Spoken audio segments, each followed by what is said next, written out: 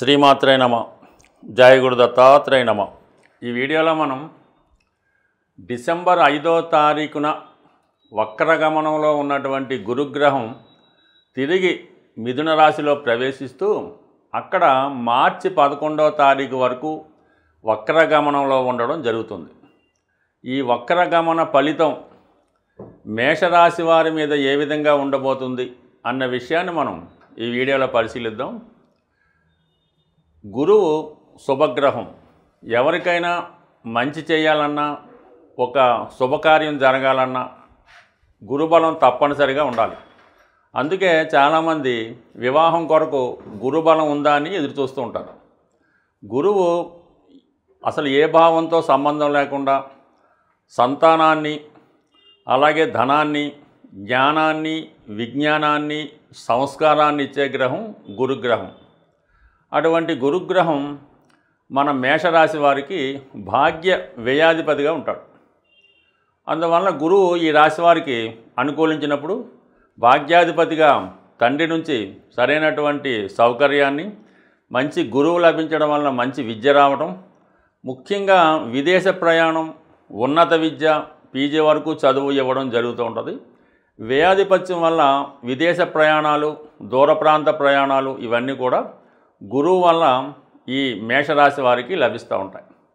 అయితే ప్రస్తుతం ఉన్నటువంటి గురువు ఈ 3వ స్థానంలో ఉంటూ వక్రగమనంలో ఉండడం జరుగుతుంది. ఎప్పటి వరకు? మార్చి 11వ తారీఖు వరకు.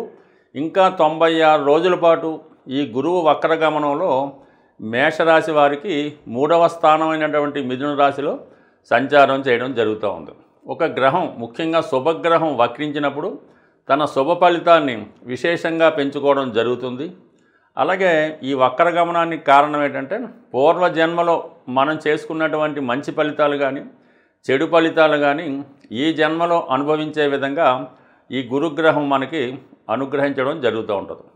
ప్రస్తుతం గురువు వక్రించుండి 3వ స్థానంలో ఉండడం వల్ల అటు 2వ స్థానంలో ఉన్న ఫలితాన్ని కూడా మల్టిపుల్గా ఇవ్వడం జరుగుతూ ఉంటుంది.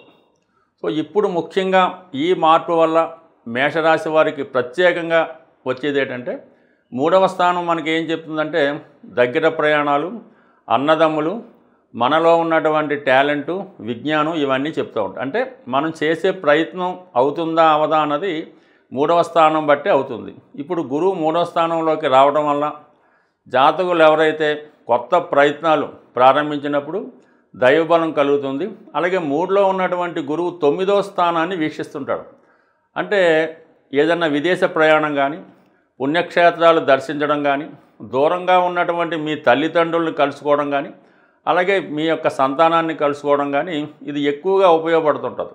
అంటే సాధారణంగా గురుగ్రహం తన ఉన్న స్థానం కన్నా తను చూస్తున్న స్థానాల మీద ఎక్కువ ప్రభావాన్ని ఇవ్వడం జరుగుతూ ఉంటుంది. ఈ విధంగా మీరు గతంలో ఏమైనా విదేశ ప్రయత్నం కానీ, పుణ్యక్షేత్రాల దర్శనం కానీ అవి ఏమైనా అనుకోని వాయిదా పడి ఉంటే కంపల్సరీగా ప్రయత్నం చేయడం వల్ల మీకు ఆ ఫలితం దక్కుతూ ఉంటుంది.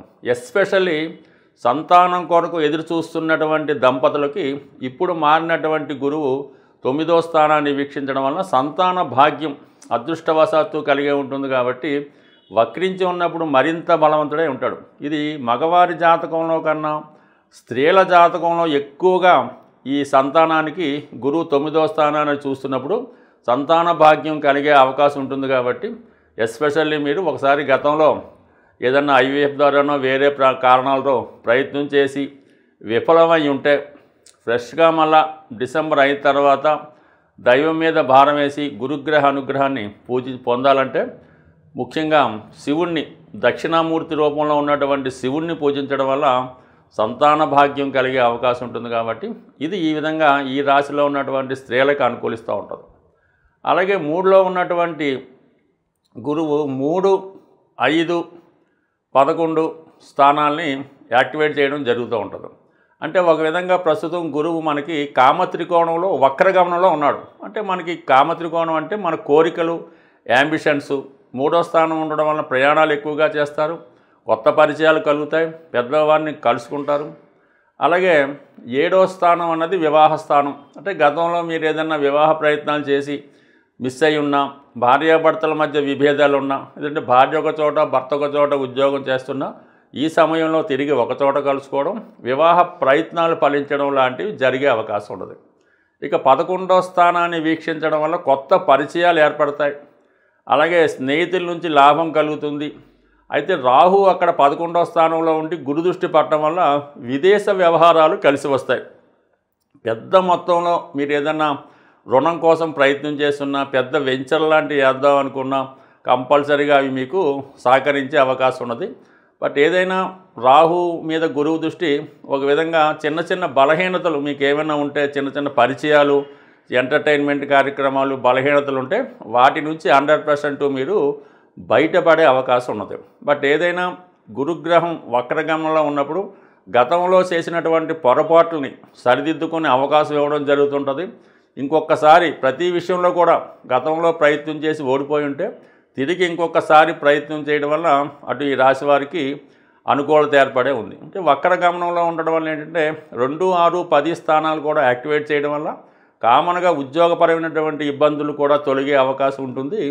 ఏదేమైనా మనం గ్రహం ఎంత అనుకూల స్థానంలో కొన్నా మనం చేసే ప్రయత్నం నిజాయితీగా ఉన్నప్పుడు గ్రహాలన్నీ అనుకూలిస్తాయి. మనం చేసే ప్రయత్నం వక్రగమనంగానో వేరే దృష్టితోనో అన్యాయంగానో అక్రమంగానో ఉన్నప్పుడు తిరిగి మనకి ఎఫెక్ట్ పెట్టడం కూడా జరుగుతుంటుంది. ఈ విషయాన్ని ఖచ్చితంగా జాతకుడు గమనించుకోవాల్సి ఉంటుంది. ప్రస్తుతం ఈ గురు వక్రగమనంలో ఉన్నప్పుడు తన శుభ ఫలితాలు మరింత ఎక్కువ ఇవ్వడం జరుగుతూ ఉంటుంది. అయితే ఏదైనా మనం ఒక గ్రహాన్ని ప్రసన్నం చేసుకున్నప్పుడే ఆ గ్రహం మనకి మంచి ఫలితాలు ఇవ్వడం జరుగుతూ ఉంటుంది. అయితే గురువు అనుగ్రహం పొందాలంటే కంపల్సరీగా ఆ వ్యక్తి చాలా ప్యూరిఫైగా ఉండాలన్నమాట.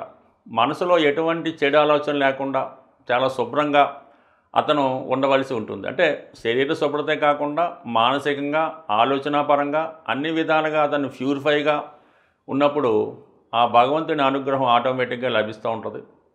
అందువలన ముఖ్యంగా మనం పరిశుభ్రంగా ఉండడం, మన మనసు ప్రశాంతంగా ఉంటూ ఎక్కువగా గురువుకి ప్రసన్నానికి దక్షిణామూర్తి అంటే శివుణ్ణి ఆరాధించవచ్చు.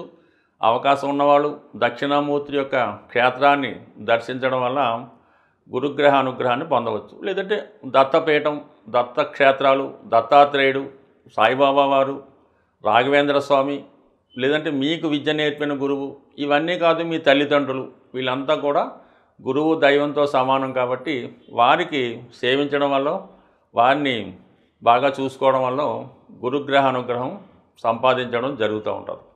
అంటే అతి సులువుగా మనం గురుగ్రహ అనుగ్రహం పొందాలంటే గోసేవ, తప్పనిసరిగా గోశాలని సందర్శించడం, గోవుకి సేవ చేయడం అంటే శుభ్రంగా గోవు ఉన్న ప్రదేశాన్ని శుభ్రపరచడం, గోవుకి మంచి వసతి కల్పించడం, అలాగే గోవుకి స్నానం చేయించడం అయితే కానీ శుభ్రంగా పూజించడం అయితే, అంటే పువ్వులతో పూజించడం కన్నా గోసేవ అంటే గోవుని సేవ చేసి ఆ గోశాల శుచిగా శుభ్రంగా ఉంచడం వల్ల కూడా గురువు యొక్క అనుగ్రహాన్ని పొందడం జరుగుతుంటుంది. ఎటువంటి కార్యక్రమం అయినా ఈ గోశాలలో చేసుకున్నప్పుడు మనకి మంచి ఫలితాలు రావడం జరుగుతూ ఉంటుంది. అంటే ఏదైనా మనకి పరీక్షకి రాస్తున్నాం, ఒక హాల్ టికెట్ వచ్చింది, గోవుకి చూపించి సక్సెస్ అవ్వచ్చు. లేదంటే ఒక అగ్రిమెంట్ చేసుకున్నాం, ఒక వ్యాపారాన్ని ప్రారంభిస్తున్నాం, ఆ వ్యాపార అగ్రిమెంట్లు ఒప్పందులు ఈ గోశాలలో గోవు సమక్షంలో చేసుకోవడం వల్ల కొన్ని ఒప్పందాలు అయితేనే, కొన్ని ప్రమాణాలు అయితేనే వాటికి బలం చేకూరి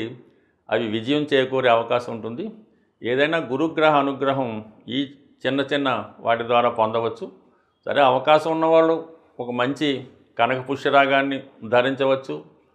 సో లేదంటే ఏదైనా ఒక మంచి పసుపు కొమ్ము ఉంటుంది, అది మరి ఒక దండకు కానీ లేదంటే జేబులో కానీ పెట్టుకోవడం వల్ల కూడా గురువు మనకి బాగా సంకల్పిస్తూ ఉంటాడు, అనుగ్రహిస్తూ ఉంటాడు.